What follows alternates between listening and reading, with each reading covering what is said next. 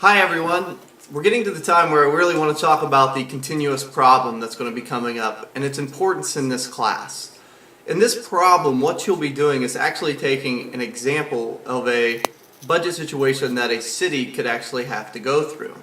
Okay, so in this problem, you're going to be given a lot of information. I'm going to actually go to my computer. You're not going to be able to see it, but you'll be able to pull up the same documents for review in the class.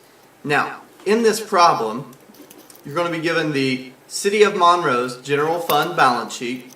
You're also going to be given the Street and Highway Fund balance sheet.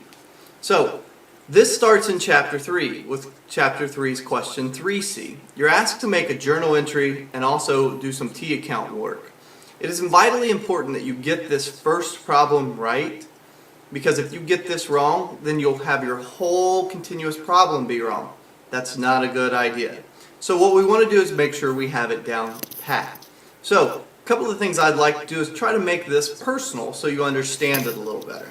Now, 3C, they give you two problems, A and B.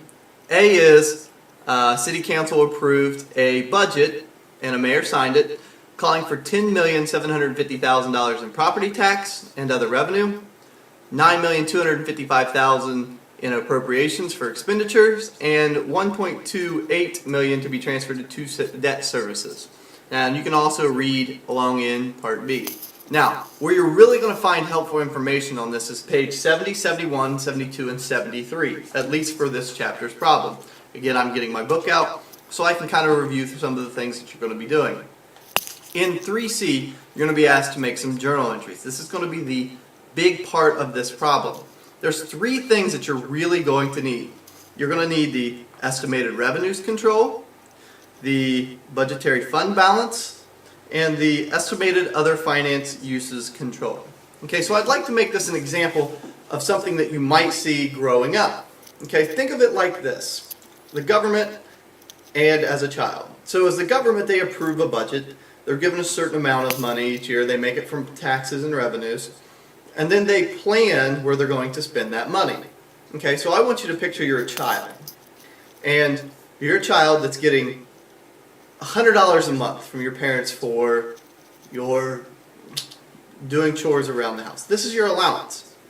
Okay, so this allowance is basically how much money you're going to get a month. This is your estimated revenues control. Okay, so that $100 is your estimated revenue control. Now, let's say that of that $100 that you get each month, 75 of it you've already pledged. You're 16 years old, you need $40 in gas that you're going to spend each month, and $35 on a gym membership. Again, I'm just using examples. You can make it your personalized yourself. Okay, so from that I've already planned expenditures. So these are appropriations. The appropriations control account states these are the bills that I'm going to pay each month, or these are the bills that I've already pledged money to.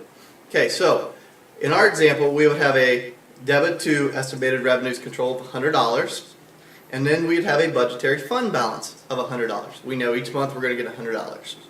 Now, as we go to spend that money, we would have a debit to budgetary fund balance $100, a credit to appropriations control $75. Remember, we said $40 for gas, $35 for a gym membership.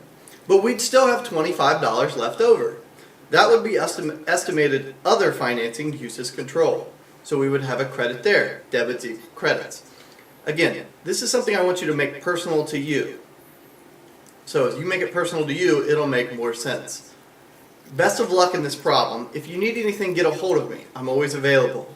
If not, best of luck with it. If you get this done and you think you have it done correctly, send it in. I'll grade it. Remember, this is vitally important because this sets you up for the rest of the continuous problem. Good luck, guys.